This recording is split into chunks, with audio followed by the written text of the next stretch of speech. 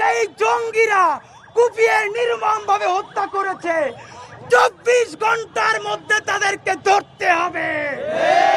কোন মিডিয়ার ভাই মিলিয়ন ভিউয়ের জন্য যদি উস্কানিমূলক ভিউ নেওয়ার জন্য কোন থাম্বনেইল করেন, মিছিল নিয়ে কিন্তু মামলা লড়ার কারণে তাকে প্রকাশ্যে কুপিয়ে হত্যা করেছে চক্রান্তকারীরা। সরকারকে বলতে চাই, আপনি কি বাংলাদেশের সরকার নাকি নতজানু এনজিও? এইটা আপনাকে প্রমাণ করতে হবে। আপনি কি বাংলাদেশের শান্তিকামী জনতার সাথে আছেন নাকি আপোষকামী সন্ত্রাসীদের সাথে আছেন? আপনাকে অতি সত্বর প্রমাণ করতে হবে। আমরা জানাতে চাই, ইন্টেলিজেন্স ফেইলুয়ার যদি না হয়, যিনি সরকারি আইনজীবী তাকে একাকী করে হত্যা করা হয়। অনেকেই জানতে চাচ্ছেন যে আমরা ইসকনের ব্যাপারে কথা বলবো কিনা। সেই ক্ষেত্রে ইস্যু হচ্ছে, ইসকন তো বলবে যে আমরা এই মহাপ্রভুকে ইতিমধ্যে বহিষ্কার করেছি। কতক্ষণ পর বলবে তারা মহাজাগরণের। সুতরাং ইসকন চিনি না, মহাজাগরণ চিনি না, সনাতনী কোন সাইনবোর্ড চিনি না। সাইনবোর্ড একটাই, খুনি সন্ত্রাসী সন্ত্রাসী।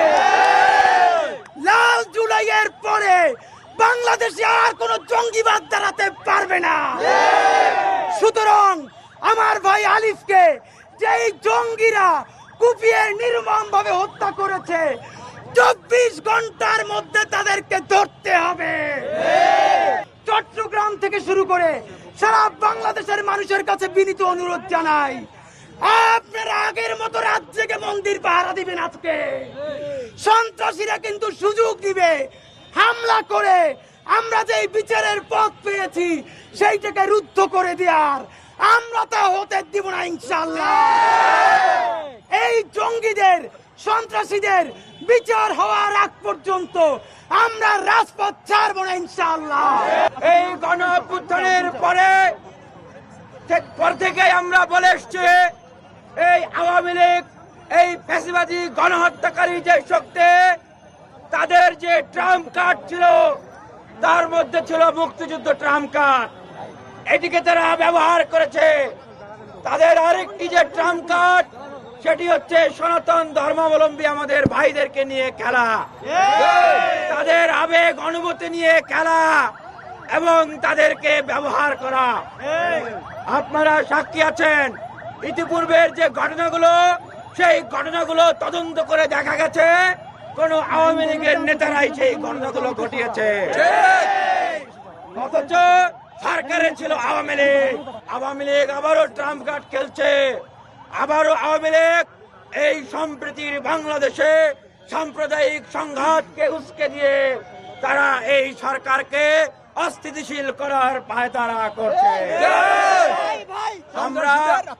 আমরা আজকে যে নির্মম ঘটনা প্রত্যক্ষ করেছি, একটি আদালতের সামনে কিভাবে একজন আইনজীবীকে নির্মম ভাবে নৃশংসভাবে তাকে হত্যা করা হয়েছে।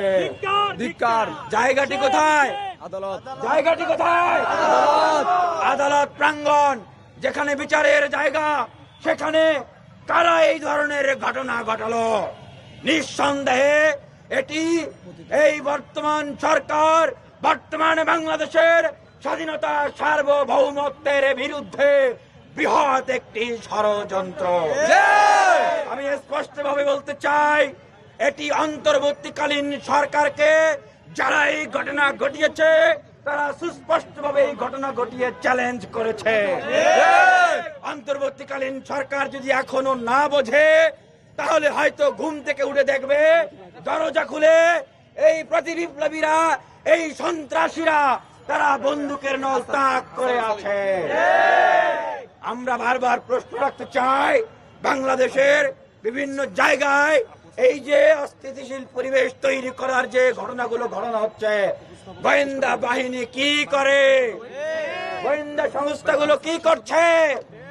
এনএসআই, এসবি, ডিজিএফআই তারা কি নাকে তেল দিয়ে ঘুমায়, বসে বসে মারছে?